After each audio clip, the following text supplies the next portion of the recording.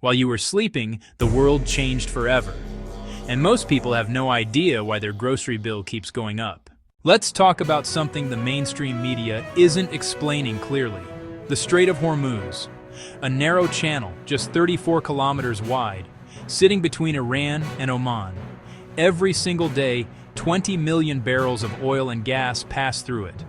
That's 20% of the world's entire energy supply, through one narrow waterway. Here's what's happening right now.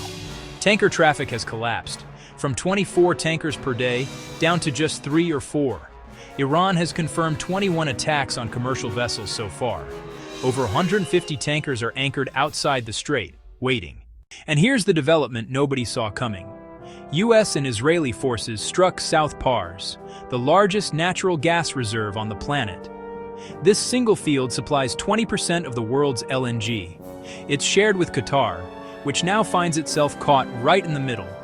Iran responded with a target list: Saudi Aramco, Abu Dhabi energy fields, Qatar. The UAE intercepted waves of drones overnight. Saudi Arabia shot down 35 Iranian drones in a single night, targeting its eastern oil region. The result? Kuwait and Iraq have already started cutting oil production. Why? Because their storage is full and there's nowhere to export. And Dubai crude, the benchmark for Asian buyers, just hit an all-time record above $150 a barrel. Now let's talk about what this means for you. For your wallet, for your grocery store. Brent crude, the international benchmark, touched $110 a barrel this week. That's an 80% increase since this crisis began. Here's how it reaches your supermarket, step by step. Step 1. Expensive oil means expensive fuel. Step 2. Expensive fuel means expensive transportation. Every fruit, vegetable, piece of meat travels by truck, ship, or plane. When fuel costs double, those transportation costs get passed directly to you at the checkout. Step 3. The Strait of Hormuz doesn't just carry oil, it carries sulfur and urea, the core ingredients of agricultural fertilizers. Less fertilizer means lower crop yields. Lower crop yields means higher food prices, globally. Step 4. The Houthis in Yemen have resumed attacks in the Red Sea. Ships are now rerouting around the entire African continent. That adds weeks to delivery times and millions in shipping costs. Again, paid by you at the register. The IMF puts it simply: every 10% rise in oil prices equals 0.4% more inflation. We're looking at an 80% rise. Do the math yourself. And if you're in Europe, this hits even harder. Europe gets 12 to 14% of its LNG from Qatar through the strait.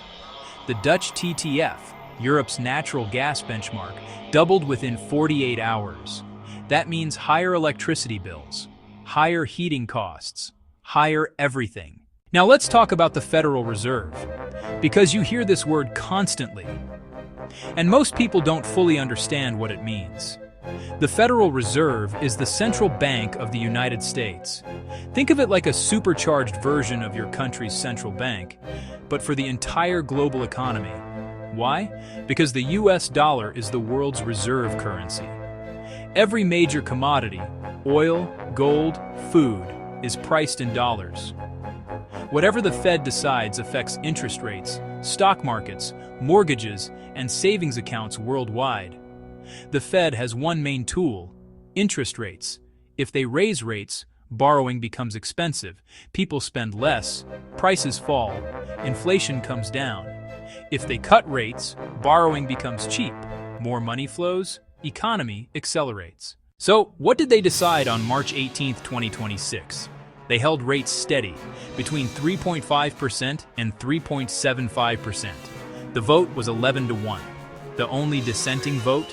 Governor Stephen Moran, who wanted a cut. Fed Chair Jerome Powell was direct. He said, "The situation in the Middle East is uncertain. We just don't know how this plays out." And here's the real problem. The Fed has two goals: low inflation and low unemployment. Right now, those two goals are fighting each other. The war pushes oil prices up. Inflation goes up, which means the Fed should keep rates high or raise them. But the economy is slowing down. Unemployment is rising. which means the Fed should cut rates. They're stuck, caught between two fires. What does this mean for you? Mortgage rates stay high, car loans stay expensive, savings accounts keep a decent yield, but the economy slows. The stock market reacted immediately. The Dow Jones dropped 768 points in a single day after the announcement, and analysts now expect just one rate cut for all of 2026, in December. Now, while the world battles war and inflation, the technology sector is moving at a completely different speed. NVIDIA, GTC Conference, March 2026. Jensen Huang walked on stage and said something that shocked the room. NVIDIA expects purchase orders for chips to reach $1 trillion through 2027, double what they projected just 1 year ago.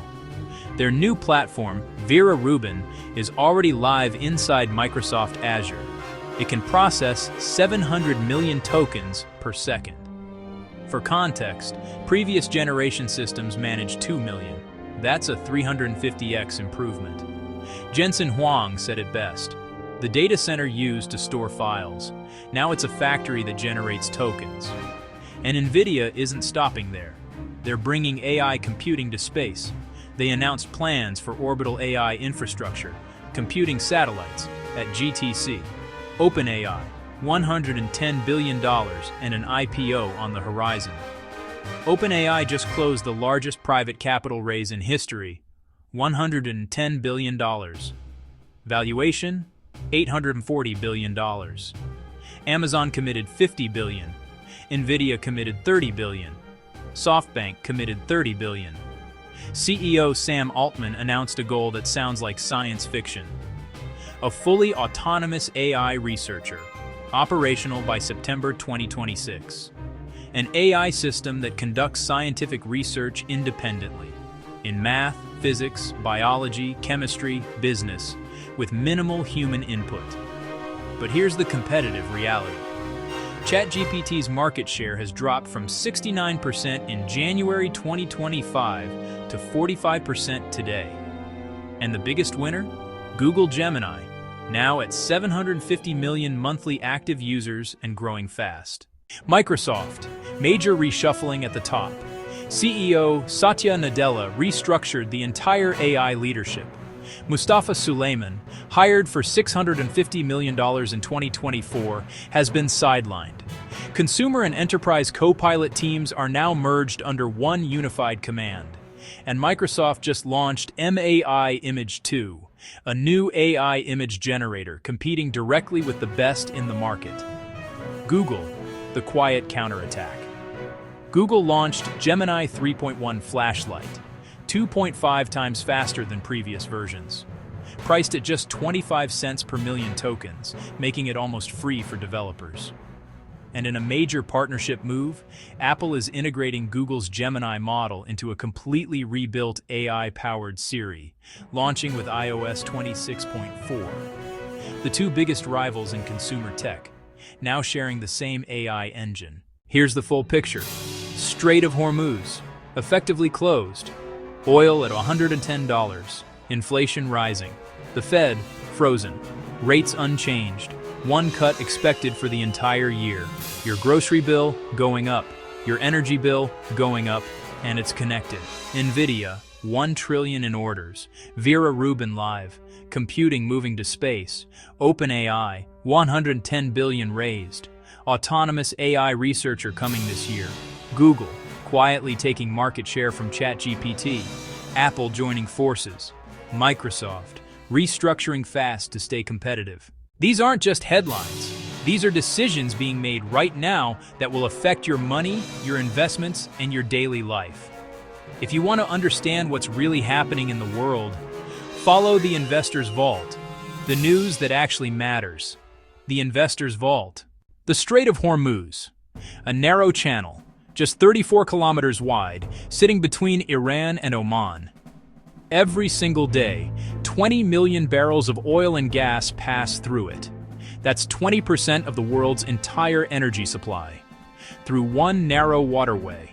Tanker traffic has collapsed, from 24 tankers per day down to just 3 or 4. Iran has confirmed 21 attacks on commercial vessels so far. Over 150 tankers are anchored outside the strait, waiting. And here's the development nobody saw coming. US and Israeli forces struck South Pars, the largest natural gas reserve on the planet. This single field supplies 20% of the world's LNG. It's shared with Qatar, which now finds itself caught right in the middle. So what did they decide on March 18, 2026? They held rates steady, between 3.5% and 3.75%. The vote was 11-1. The only dissenting vote? Governor Stephen Moran, who wanted a cut. NVIDIA expects purchase orders for chips to reach $1 trillion through 2027. Vera Rubin is already live inside Microsoft Azure. OpenAI just closed the largest private capital raise in history, $110 billion. Google and Microsoft are moving fast in AI, and Apple is integrating new models. Here's the full picture. Strait of Hormuz, effectively closed. Oil at $110. Inflation rising. The Fed, frozen. Rates unchanged. NVIDIA, $1 trillion in orders. OpenAI, $110 billion raised. Google, quietly taking market share. These aren't just headlines. These are decisions being made right now that will affect your money, your investments, and your daily life.